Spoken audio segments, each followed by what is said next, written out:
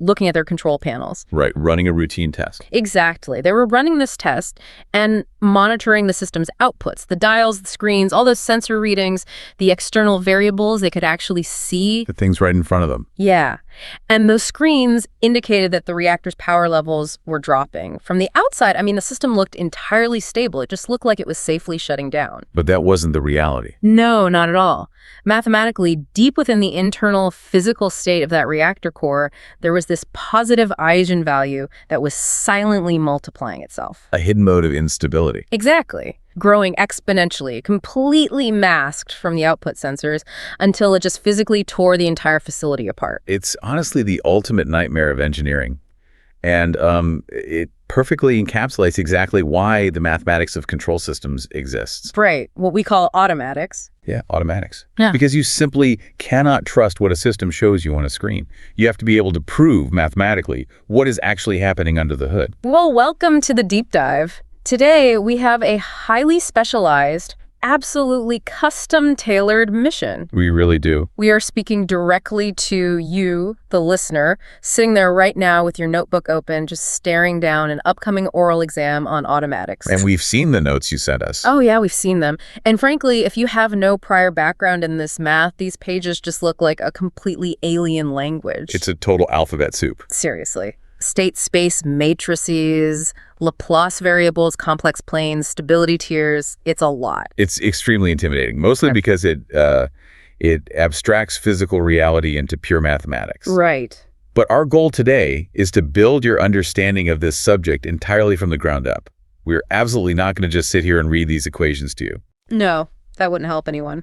We are going to explain exactly what they mean, why they exist, and how you can, visualize the math playing out in the real world. Because in an oral exam, memorization just won't save you. Exactly. Your professor is going to probe for true understanding. So we're going to walk through this material logically, translating all that dense calculus and linear algebra into physical intuition. And we'll be weaving in the common trap questions examiners love to use. Oh, yeah, the traps. The ones designed to see if you actually understand the machinery, or if you're just reciting formulas you memorized. So let's start at the absolute foundation. Before we can even talk about matrices or complex frequencies, we really need to define the specific universe we are operating in. The ground rules. Right.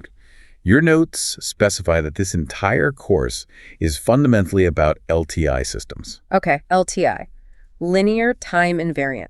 Let's not just gloss over this. I see the definitions in the notes, but if I'm trying to explain this from the ground up, what does linear actually mean mathematically? That's a great question. Because I hear that word and I just, I picture a straight line on a graph. Well, a straight line is definitely the simplest example.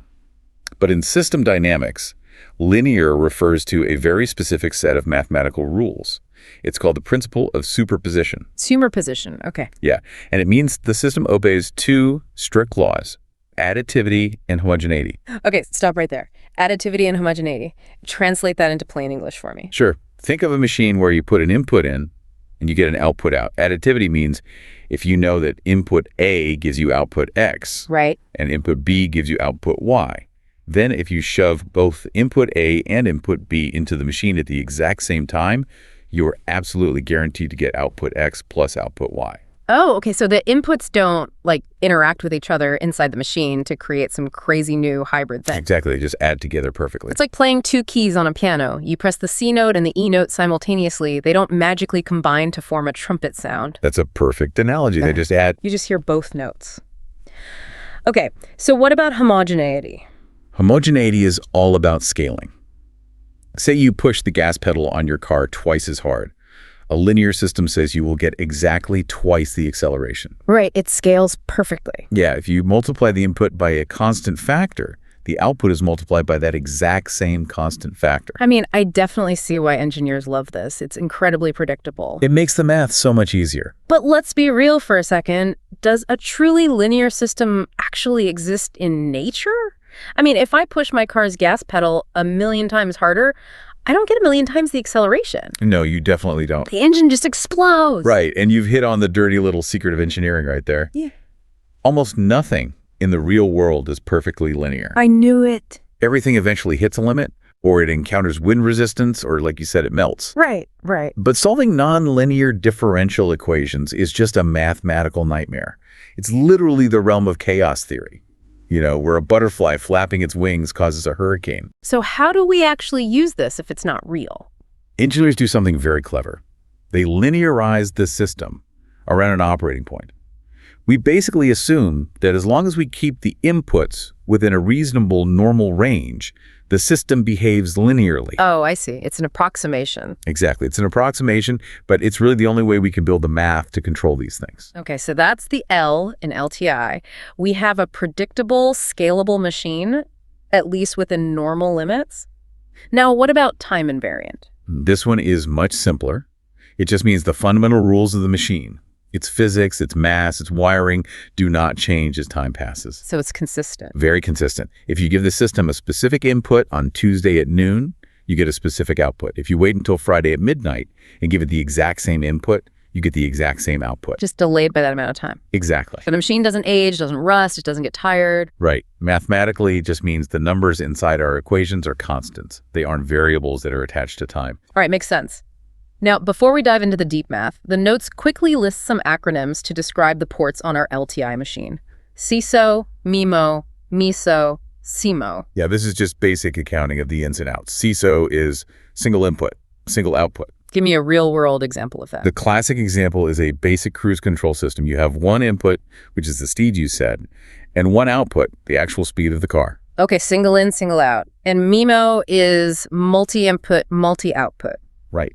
Think of a modern commercial airliner. You have dozens of inputs, right? Thrust levers, rudder pedals, aileron controls. And dozens of outputs. Exactly. Pitch, yaw, roll, altitude, airspeed. A MIMO system is just this massive interconnected web where moving one lever might simultaneously change 3 completely different outputs. Which is exactly why we need the math we're about to discuss. Precisely. So let's open up the hood. We're looking at the core of modern automatics here, the state space representation. This is the big one. When I look at this in the notes, it's really just 2 equations, but they're absolutely packed with variables. We have the state equation, which is x dot equals x plus boo, and the output equation, y equals cx plus do. Those 2 equations are the foundation of everything you will do in this exam. Yeah. Truly. If you understand these, you understand the system. Okay, so let's break them down. The notes use a GPS tracking analogy for a car, and since you, the listener, need a mental model, let's build that out completely. Good idea. Let's start with the variables themselves. We have x, u, and y. What exactly is x? So x is the state vector. In physics and engineering, the state of a system is the absolute minimum amount of information you need right now to perfectly predict everything the system will do in the future. Assuming you know what inputs are coming, of course. Right, exactly. So in our car analogy, the state x represents the true physical reality of the car on the asphalt. So it's not just where it is. No, it's a list of numbers, a vector, that contains its exact latitude, its exact longitude, its exact velocity, the engine RPM, its momentum, all of it. It is reality. It's what the car is actually doing in the physical world. Yes. Now, the state equation starts with x dot. And if you haven't taken calculus in a while, that dot just means the derivative with respect to time, right? Right. It is the rate of change. It's asking, how is the physical reality of the car changing right at this exact millisecond? Precisely. And the equation says that this rate of change, x dot, is driven by 2 different things added together, x plus boo. Okay, let's look at the first part. Ac times x matrix A. The notes call this the system matrix. What is a matrix doing here? A matrix is basically a grid of numbers that acts as a transformation. When you multiply matrix A by the state vector x, you are calculating how the current state forces the next state to happen. Purely based on the system's own internal physics. Exactly. So if I'm driving on the highway and I take my foot completely off the gas and my hands off the wheel, the car doesn't instantly stop. No, it keeps rolling forward. Right, that's momentum. The current velocity, which is part of state x, physically forces the future position to change. Yes, and matrix A contains all of those internal physical laws. The mass of the car, the friction of the tires, the aerodynamics. Wow. If you have a system with no external inputs at all, its entire future is completely dictated by matrix A acting on the current state x. But I do have inputs. I have a steering wheel and a gas pedal. which brings us to the second half of the equation, B times U. Right. So U is the input vector, is my foot on the pedal. What is matrix B doing? Matrix B is the input matrix. It's the mechanical linkage between your foot and the engine. Okay, the linkage. Yeah. If U is a mathematical command to press the pedal 50%, matrix B translates that command into actual physical force applied to the car. So it defines how that command actually works. Exactly. Does pressing the pedal open a throttle body? Does it inject fuel? How efficiently does it even do that? Matrix B scales and directs the input so it can be added to the physical rate of change. So reading the whole state equation again, x dot equals ax plus boo. The change in the car's physical reality is equal to its natural momentum in physics plus the force of the inputs I am applying to it. Yes. That is profoundly elegant. It really is. But you have to remember, X is the true physical reality. And as an engineer, or even just a driver, you rarely get to see the true physical reality. Right. You only get to see what your sensors tell you. Which brings us to the second equation. Yeah. The output equation. Y equals CX plus do. Okay, Y is the output vector. So in our analogy, Y is the pixelated dot on your phone's GPS screen, or the speedometer needle on the dashboard. It is the observation. Exactly. And matrix C is the output matrix. It is the sensor array. The sensor array, okay. It looks at the true physical state X and translates it into the output Y. Let's chew on this for a second. If the true state X says I am moving at exactly 65.241 miles per hour, matrix C is the physical speedometer cable and the dial itself. Right. It translates that reality into a needle pointing somewhere near the 65. Exactly. And the thing is, matrix C might be flawed. Really? How so? Well, the sensor might have a scaling issue, or it might only measure one specific part of the state. Maybe your state X includes position, velocity, and acceleration, but your matrix C only outputs position. Oh, I see. So matrix C acts as a filter between reality and the observer. Exactly. Okay, now we arrive at the final matrix, and this is where I absolutely guarantee the oral examiner is going to set a trap. Oh, they definitely will. The D matrix, the direct transmission matrix. The equation says Y equals CX plus do. So we take the input, U, my foot on the gas, multiply it by D, and add it directly to the output Y, the GPS screen. Right. But wait a minute, let me logic this out. If I stomp on the gas pedal, the D matrix implies that the GPS dot on my screen could instantly jump forward before the car's actual physical state X has time to change. Yep. That violates the laws of physics. Does the D matrix even exist in the real world? You are thinking exactly like an engineer right now. In almost every mechanical, thermal, or fluid system that has mass or inertia, like a car, a drone, or a chemical reactor, you simply cannot instantly teleport energy or matter. Obviously not. The input must act on the physical state first. The gas pedal must change the engine RPM, which then changes the wheel speed, which moves the car, which finally updates the GPS. So in reality, D is usually just zero. Yes. When matrix D is entirely filled with zeros, we call the system strictly proper. Strictly proper, got it. It means there is no direct, instantaneous feed-through from the input to the output. The information must travel through the state variables. Okay, so let's role play. If I'm sitting in the exam chair, my professor leans over and asks, if I hand you an LTI system where the direct transmission matrix D is zero, explain to me the exact causal chain between the input function S and the output function Y. You get that question, you just walk them through the physics. Okay. You say, Professor, because D is zero, the system is strictly proper. This means there is no instant, direct, mathematical, or physical link between the input and the output. Right. If an input is applied, it can only affect the output by first integrating over time to change the internal state variables X via the B matrix. Right. Only after the state X has evolved will the C matrix translate that new state into a change in the output Y. The state acts as an unavoidable physical bottleneck. Oh, they will absolutely love the word bottleneck. They will. Let me try another trap question scenario on you. Professor asks, imagine you have a highly advanced system where the output you see on the monitor perfectly, flawlessly mirrors the internal state variables without any delay, distortion, or input interference. Which specific matrix is responsible for this perfection? Okay, what's your instinct? My instinct is to think about the A matrix because it's the physics, or maybe the B matrix because it's perfect control. And that is exactly the trap. It has absolutely nothing to do with physics or control. It doesn't. No, it's purely about observation. If the output y exactly mirrors the state x, then the equation y equals cx plus do simplifies to just y equals x. Oh, I see it. For y to equal x, D must be 0, and matrix C must be the identity matrix. Exactly. A matrix that basically acts as the number 1. The output matrix C is solely responsible for translating the state into the output perfectly. Exactly right. You are isolating the role of each matrix in that answer. Okay, so we've built the state space architecture. We know air is momentum, B is the gas pedal linkage, C is the GPS camera, and D is the instant bypass, which is usually 0. Right. Now, we need to talk about how this car actually moves over time. Section 2 of your notes deals with system responses, the actual mathematics of motion. And to keep the equations from becoming completely impossible to solve, engineers use that principle of superposition we talked about earlier. To split the behavior up. Yeah, to split the system's behavior into two totally separate parts, the free response and the forced response. Okay, this is a classic divide and conquer strategy. It is. Solving a differential equation that has both initial energy and a continuous external input is just messy. So because it's a linear system, we can pretend the external input doesn't exist and solve for that motion. Right. Then we pretend the initial energy doesn't exist and solve for that motion driven only by the input. And finally, we just add the two answers together to get reality. Exactly. Total response equals free response plus forced response. Let's unpack the free response first. I always think of this as the ghost of the past. That's a very poetic but really accurate way to look at it. The mathematical definition of the free response is what the system does when the input is constantly 0. You are not touching the controls at all. Right. But if there is no input, why is the system moving? Why isn't x dot just 0? Because of the initial conditions, which we denote as x0. Let's step away from the car analogy for a second and imagine a heavy grandfather clock pendulum. Okay, a pendulum. If the pendulum is resting dead center and there's no input, it sits there forever.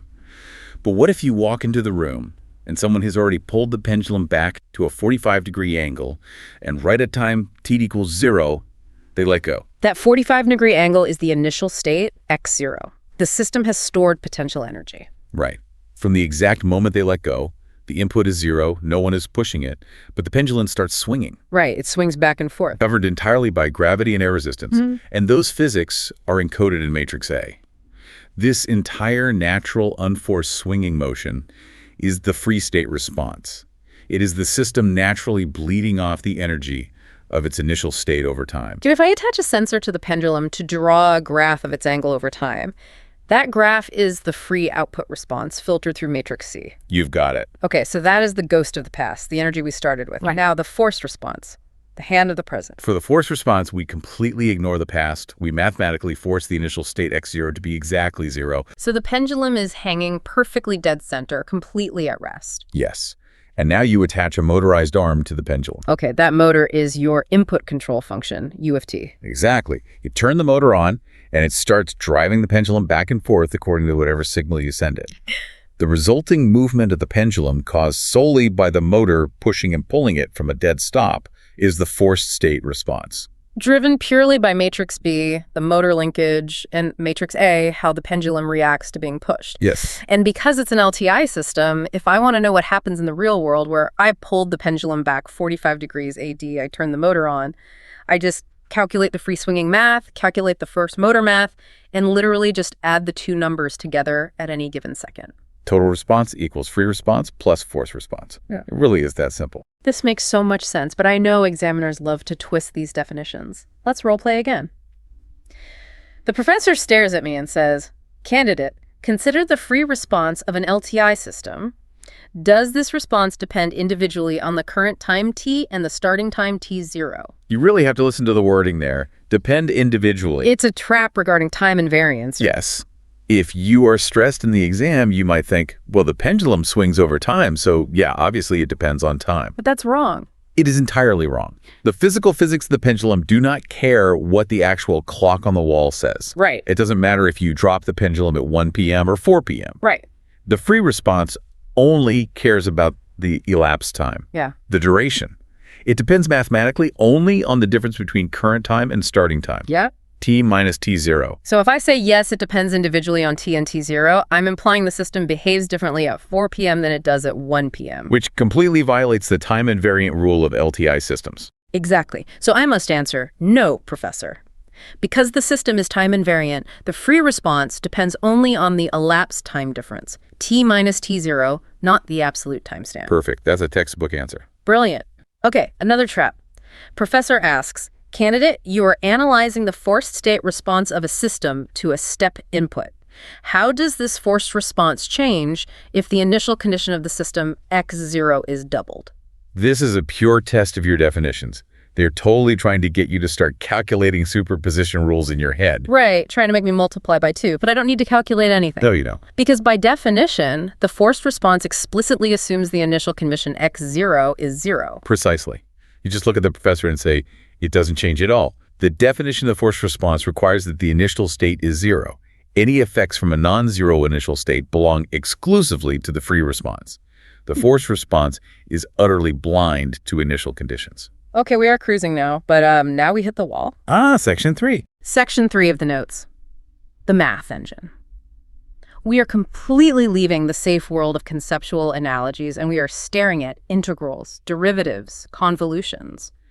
The notes mention that solving these state space equations in the time domain is incredibly difficult. It is miserable. If you try to solve x dot equals x plus boo using standard time domain calculus, you end up having to calculate something called a convolution integral. A convolution integral sounds awful. It involves integrating the product of two functions where one is shifted in time.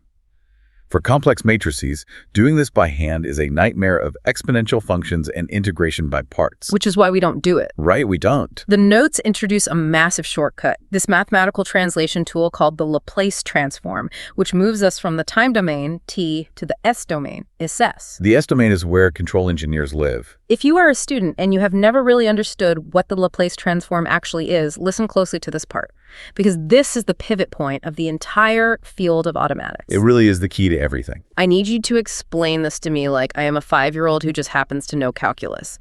What actually is the Laplace transform? Okay, let's try this. Imagine you have a deeply complicated differential equation in the time domain. Derivatives, integrals, just a complete mess. Okay. The Laplace transform is a mathematical operation invented by Pierre-Simon Laplace. It takes your function of time, f of t, multiplies it by a decaying exponential, e to the negative s, and then integrates that entire product from time 0 to infinity. Wait, hold on. Integrate to infinity, multiply by e to the negative size. Why are we doing that? What even is s? This is the genius of it. Yeah. S is a new variable we are inventing out of thin air.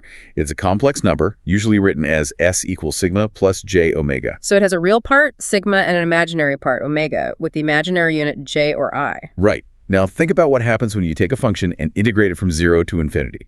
You're basically summing up its entire existence over all time. Okay, summing it all up. By multiplying your function by e to the negative s before you integrate, you're doing something magical.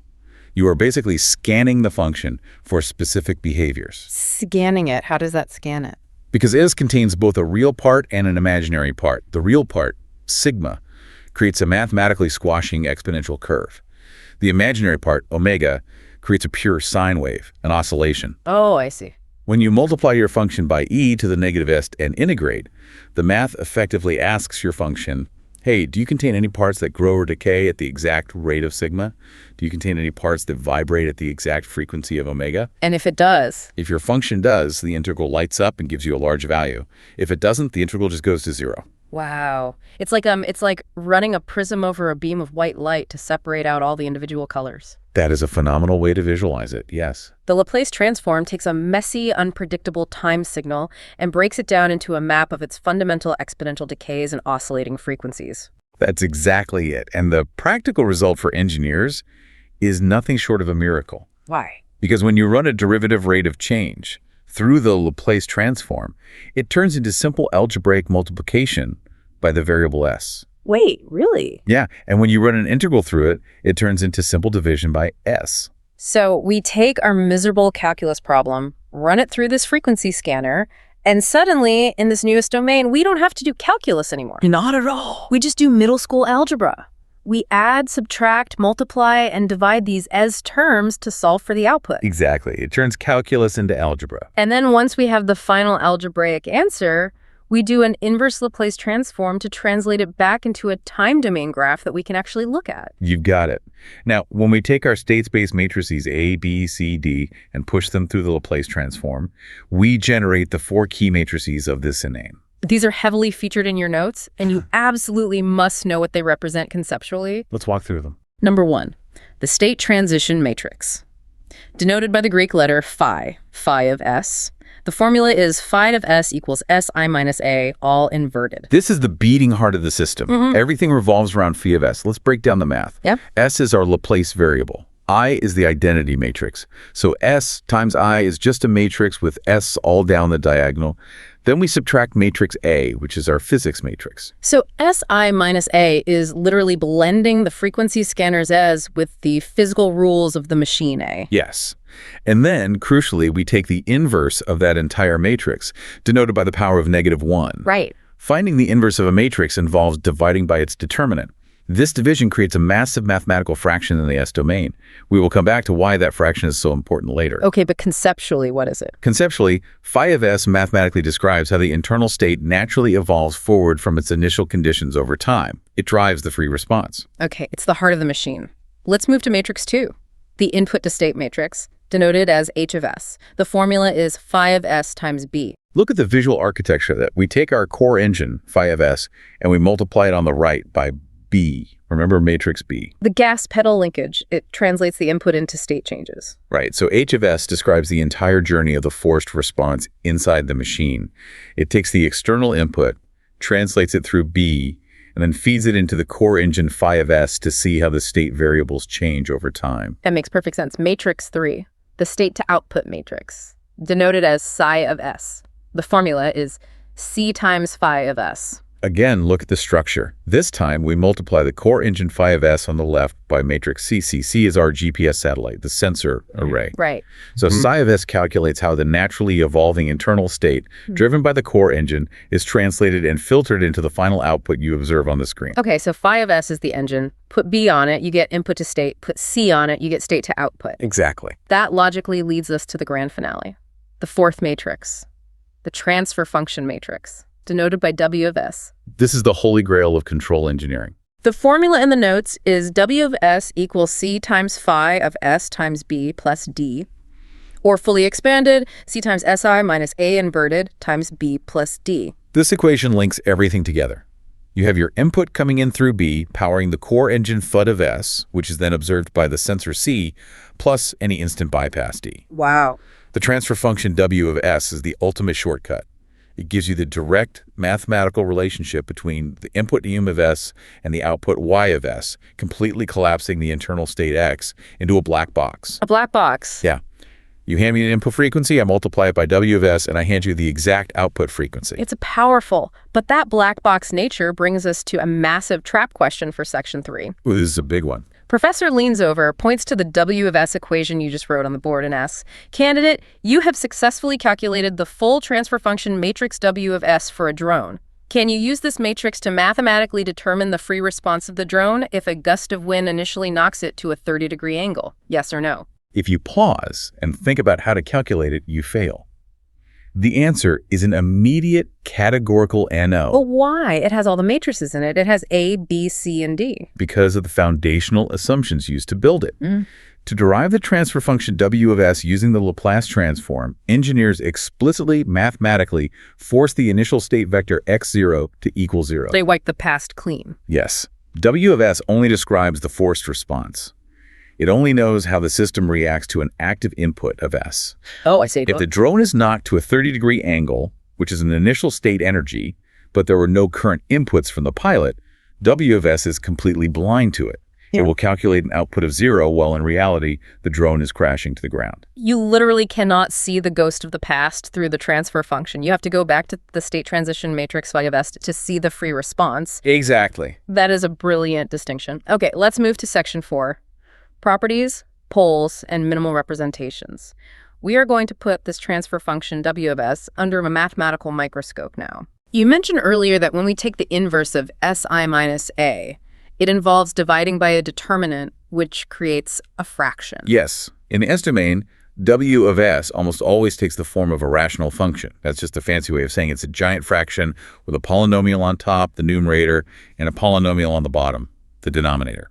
And the geometry of those polynomials dictates physical reality. It really does.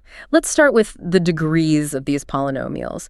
The notes call this property P1.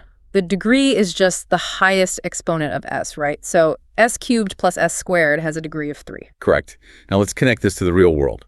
If the degree of the denominator, the bottom, is strictly higher than the degree of the numerator, the top, Okay. the mathematical rule says the system is strictly proper. And we used that exact phrase earlier. Strictly proper means matrix D equals 0. Exactly. The math in the S domain perfectly matches the physics in the time domain. If the bottom polynomial is larger, it mathematically guarantees that as frequencies get infinitely high, the transfer function goes to 0. Meaning high-frequency inputs cannot teleport through the system. Right. They get bottlenecked by the internal state physics, therefore D must be 0. No instant bypass. But if the degree of the top equals the degree at the bottom, say they are both sec-squared polynomials, then the system is just proper. And that means D does not equal 0.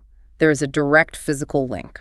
Right. And note, the numerator can never have a higher degree than the denominator in a real physical system. Why not? Because that would imply the system can predict the future, reacting to an input before it even happens. Okay, so that's property 1. Now for property 2, and honestly, if the listener only remembers one concept from this entire deep dive, this might be the one. Eigenvalues versus poles. This is crucial. Let's define the terms very carefully, because they sound similar but live in completely different parts of the math. What is an eigenvalue? An eigenvalue is a property belonging exclusively to matrix A, the internal physics. Mathematically, it is a root of the characteristic polynomial of A. You find it by setting the determinant of Si minus A to 0 and solving for S. Okay, but let's step out of the math for a second. Physically, what is it? Physically, eigenvalues are the fundamental, natural modes of the machine. It is the DNA of how the system naturally wants to behave if you just flick it and let it ring. Like a tuning fork. Yes. If you strike a tuning fork, it vibrates at a very specific frequency.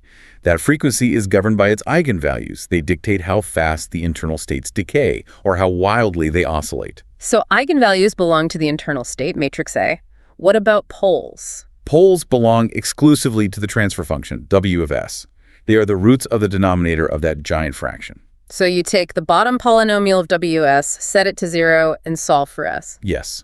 And what happens to a fraction when the bottom becomes 0? The fraction blows up, it goes to infinity. Exactly. The poles are the specific frequencies that cause the input-output relationship to explode to infinity. They dictate how the output Y responds to an input U. Okay, here is where I am getting stuck, and I am looking directly at the notes here. The notes explicitly state that the poles of W of S are a subset of the eigenvalues of A. A subset, yes. Meaning there might be fewer poles than eigenvalues. No. But wait, walk through the math with me. To build W of S, we calculate Si minus A inverted. We literally put the determinant of A in the denominator of the transfer function. We do. So the denominator of W of S should have the exact same roots as matrix A. The poles and the eigenvalues should be mathematically identical. How can they be just a subset? Where did the missing eigenvalues go?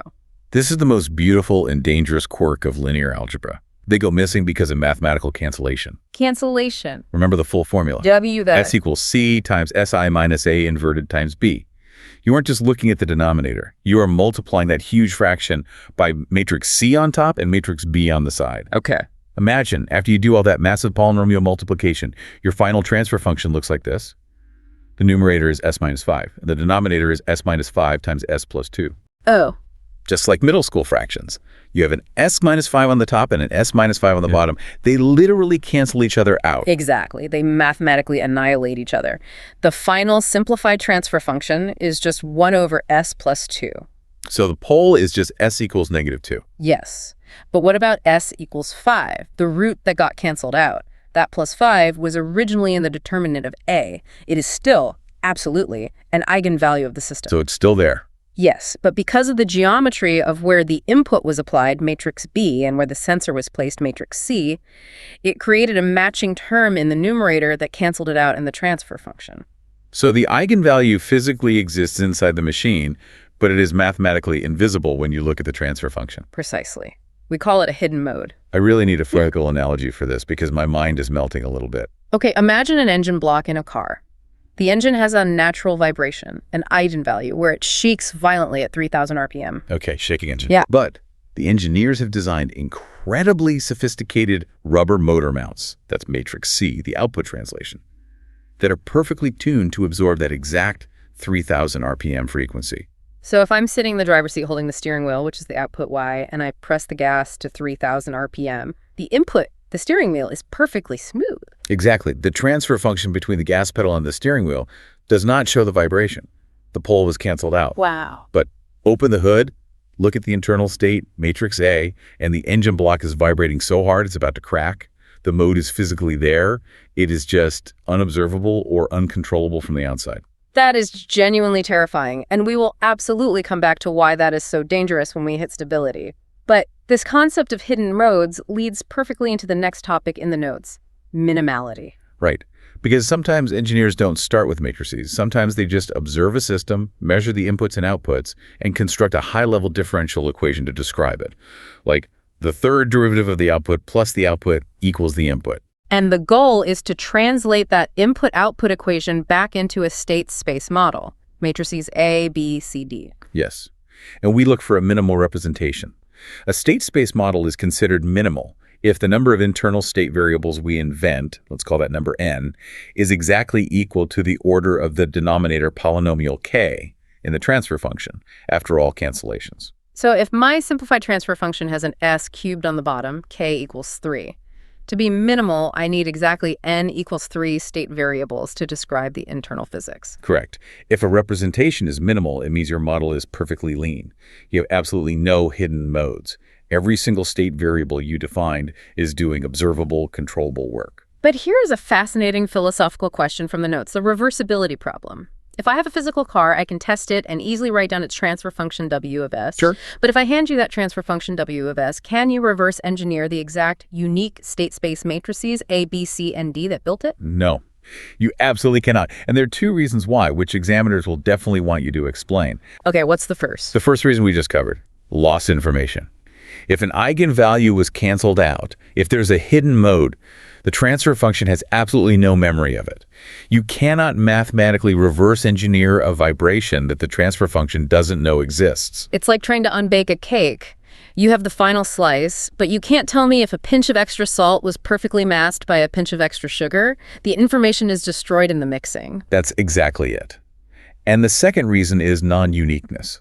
Even if I guarantee you there are no hidden modes, there are literally an infinite number of ways to arrange the numbers inside matrices A, B, C, and D to produce the exact same transfer function. Infinite ways. Yes, it's like geometry.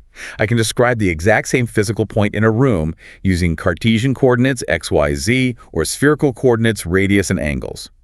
The numbers in the matrices will be completely different, but the final input-output reality is identical. There's simply no one true matrix representation. Okay, we need to harden this knowledge. Time for the oral exam trap questions for section 4. Professor looks at you and says, candidate, consider an LTI system whose transfer function is W of S equals S over S squared plus 1. Tell me, does this specific physical system have a direct link between the input and the output? Meaning, is matrix D non-zero? Don't let the fractions scare you here. Look strictly at the degrees. The numerator is just S. That is S to the first power, so the degree is 1. Okay. The denominator is S squared plus 1. The highest power is 2, so the degree is 2. The bottom degree is strictly higher than the top degree. Which proves the system is strictly proper. Yes. And by definition, a strictly proper system has a D matrix equal to 0. So you answer, no, professor, the denominator degree is higher, making it strictly proper. Therefore, D is definitively 0. There is no direct link. Boom. Logic chain complete. Next trap. Candidate, a system has a transfer function W of S equals S squared over the quantity S squared minus 1 times the quantity S plus 1. What is the absolute minimal number of internal state variables and required to perfectly represent this system? This is a test of your diligence. They want you to rush. They want you to see the S squared on top, assume things cancel, and just guess N equals 2. Do not rush. I have to find K after cancellations. Yes, you must find the final degree of the denominator, K, after all possible cancellations. Okay, let's factor it. The top is squared. The roots are just 0 and 0. Right. The bottom is squared minus 1 times s plus 1. Wait, s squared minus 1 factors into s minus 1 times s plus 1. Exactly. So the bottom roots are plus 1, -1, and another -1. Exactly. Now look at the top roots, 0 and 0, and the bottom roots, plus 1, -1, -1. Do any of them match? No.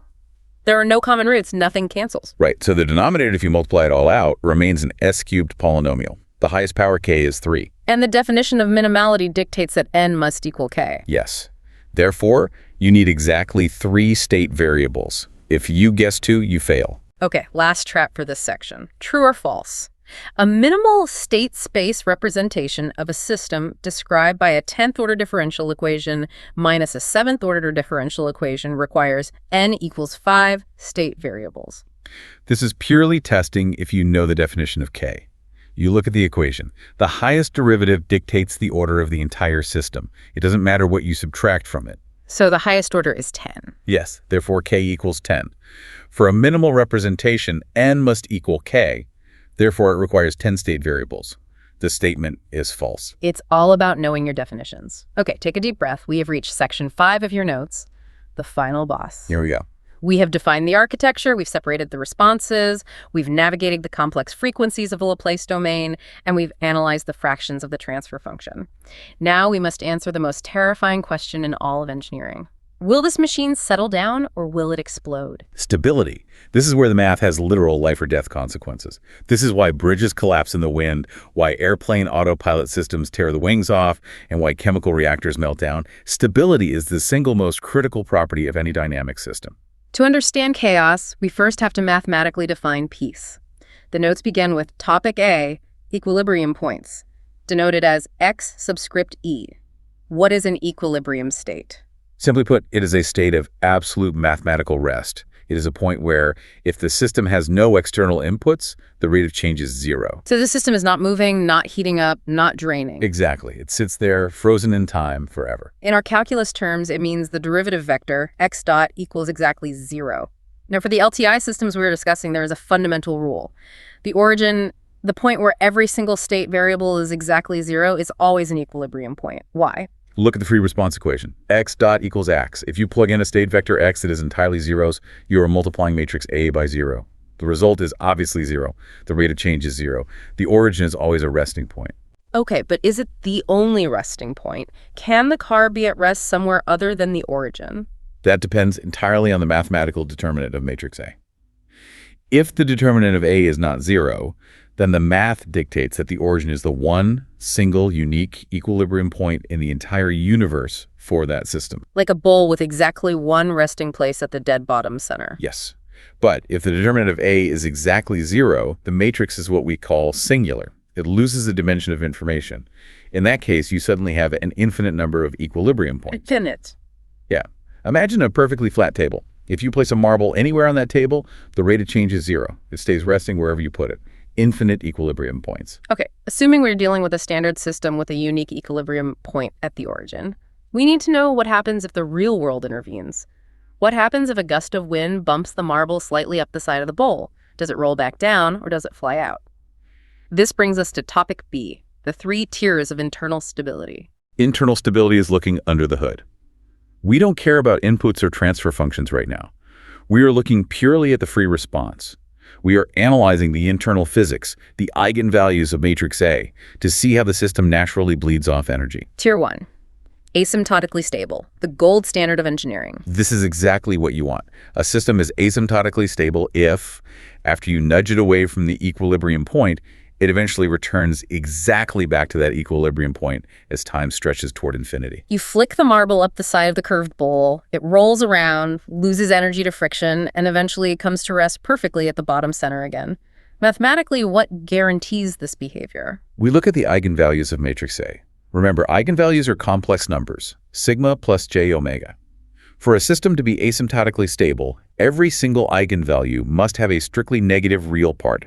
Sigma must be less than 0. Every single one. Why? Explain the calculus to me. Because in the time domain solution, the physical movement is governed by the exponential function e to the lambda t, where lambda is the eigenvalue. If the real part is negative, say -2, the math becomes e to the -2t. As time keying gets larger and larger, e to the negative 2t shrinks closer and closer to 0. It acts like an absolute mathematical crushing force, driving the energy of the system down to 0, regardless of any imaginary oscillations attached to it. Okay. Negative real parts equal mathematical crushing. I get it. Tier 2. Marginally stable. The middle ground. This is a very delicate, precarious balance. A marginally stable system doesn't return to the origin, but it also doesn't explode. It stays bounded. It stays relatively close to where it started. Think of a pendulum swinging in a perfect vacuum with perfectly frictionless bearings. You pull it back 10 degrees and let go. It will swing back and forth to exactly 10 degrees forever. It never settles at the bottom, but it never swings to 11 degrees either. Mathematically, this happens under two strict conditions. First, you still cannot have any eigenvalues with a positive real part. Second, you must have at least one eigenvalue sitting exactly on the imaginary axis, meaning its real part is exactly 0.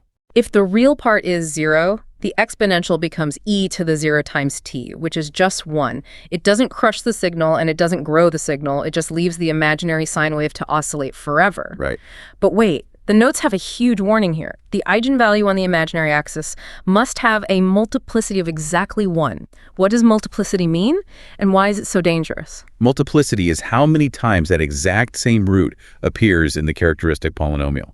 If the root j5 appears only once, it's a multiplicity of 1. You get a simple sine wave, sine of fifth, the pendulum swings nicely. Okay.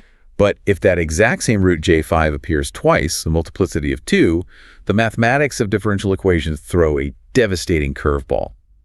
To maintain linear independence in the solution, the second root gets multiplied by time, t. Your solution becomes e times sine of 5p. Oh, no. Yes, as time goes to 10 seconds, 100 seconds, 1,000 seconds, the amplitude of that sine wave gets multiplied by 10, then 100, then 1,000. The oscillation grows linearly larger and larger until the physical structure just breaks. This is resonance. This is the Tacoma-Narrows Bridge. Exactly. The wind wasn't blowing hard enough to snap the cables by brute force, but the wind was shedding off the deck at a specific frequency that perfectly matched an internal eigenvalue of the bridge that had repeated roots on the imaginary axis. Yes. The bridge started twisting, and because of that T multiplier, the twisting got bigger and bigger over hours until the steel literally tore itself apart. A repeated root on the imaginary axis is mathematically equivalent to an explosion, which brings us to tier 3. Unstable. A danger zone. A system is unstable if even the tiniest microscopic nudge, a speck of dust, thermal noise, causes the internal states to fly off toward infinity. Balancing a marble on top of an upside-down bowl, it takes 0 effort to send it accelerating down the slope, never to return. What is the mathematical trigger? 2 ways to trigger instability. First, as we just discussed, any eigenvalue on the imaginary axis with a multiplicity greater than 1. Resonance will destroy the system. Or R, and this is the most common cause. At least one eigenvalue has a positive real part. If an eigenvalue has a real part of plus 2, the time domain equation contains e to the positive 2t. As time advances, that value skyrockets exponentially. It is a mathematical runaway train. So one positive eigenvalue ruins everything. It doesn't matter if you have 100 negative eigenvalues trying to crush the signal. One single positive eigenvalue will overpower all of them and drive the state to infinity. Okay, the math is crystal clear. Asymptotic means all real parts negative. Marginal means real part 0 with multiplicity 1. Unstable means any positive real part or repeated 0 real parts. But now, my friend, we arrive at topic C, the ultimate trap of automatics. Internal stability versus external stability. This concept really separates the amateurs from the engineers. Everything we just talked about, looking at the eigenvalues of matrix A to see if the internal state X explodes, is called internal stability. But earlier, we talked about W of S, the transfer function, the black box that links the input U to the output Y. The notes call stability based on W of S external stability, or BIBO stability. BIBO stands for bounded input, bounded output. It asks a really simple question. If I feed a safe, bounded signal into this black box, am I guaranteed to get a safe, bounded signal out? So to test external stability, we don't look at the eigenvalues of A, we look at the poles of the transfer function W of S. If all the poles of W of S have strictly negative real parts, the system is externally BIBO stable. That's right. Here is where the oral examiner is going to lock eyes with you. They will ask, candidate, you test a massive, expensive drone system, you calculate the transfer function, you find that all the poles of W of S are negative, You have mathematically proven that the system is externally BIBO stable. The output on the screen is perfectly safe. Can you guarantee the client that the machine is structurally safe? This is the Chernobyl scenario from the intro. You look at the examiner and you say, absolutely not. Walk me through the exact logic. Why? Because of the hidden mode trick. Remember, the poles of W of S are only a subset of the eigenvalues of A. Imagine matrix A has 10 eigenvalues. 9 of them are negative. But one of them is exactly +5. That positive real part means the system is internally unstable. Inside the drone, a physical state variable, maybe the heat of the battery, is growing exponentially, e to the 5t. The battery is actively melting down. Yes. But when the engineers built the transfer function W of S, the math created a fraction. And due to the placement of the heat sensor matrix, CNS-5 term appeared in the numerator and perfectly canceled out the S-5 unstable pole in the denominator. The +5 root vanishes from the transfer function entirely. It's completely gone. The transfer function W of S only contains the 9 negative poles. So if you only test external stability, the math tells you the system is perfectly safe. The output screen shows a steady, bounded signal. The dials look fine, while the internal reality is literally tearing itself apart. Yes. This is the ultimate lesson of the course. Internal stability is a strictly stronger, more rigorous condition than external stability. If a system is internally stable, you are mathematically guaranteed it is externally stable. But if a system is merely externally stable, it might be harboring a hidden unstable mode. You must check the eigenvalues of A. You cannot just trust the output screen. Exactly. That is profound. It gives me chills thinking about how many systems are designed by people who don't understand that distinction. Okay, before we wrap up, let's hit one final trap question to make sure the student is bulletproof. Let's do it. Professor asks, true or false? If a linear time-invariant system has one specific equilibrium point, then it must necessarily have a second equilibrium point somewhere else. We covered this. You answer confidently. False. The mathematics of linear algebra dictate that an LTI system typically has exactly one unique equilibrium point. The origin, provided the determinant of matrix A is non-zero. If the determinant is 0, the system has an infinite number of equilibrium points. But it can never have just 2. It is a mathematical impossibility for a linear system. You drop the chalk, you shake the professor's hand, and you walk out with top marks. We have covered a massive amount of mathematical and physical ground today. We really have. From the foundational definitions of LTI and state-space matrices, through the physics of free and forced responses, we spent significant time unpacking the absolute magic of the Laplace transform and how it turns differential equations into algebraic fractions. We explored the danger of hidden modes during mathematical cancellation, the strict rules of minimal representations, and finally, we navigated the treacherous waters of eigenvalues, poles, and the true meaning of system stability. It is a dense, rigorous subject, but I really hope we've shown that the math isn't just arbitrary symbols. Every matrix, every derivative, every complex variable represents a physical reality. It's the language of how the world actually moves. You are armed and ready for this exam, but before we go, I want to leave you with a thought that steps outside the engineering notebook entirely.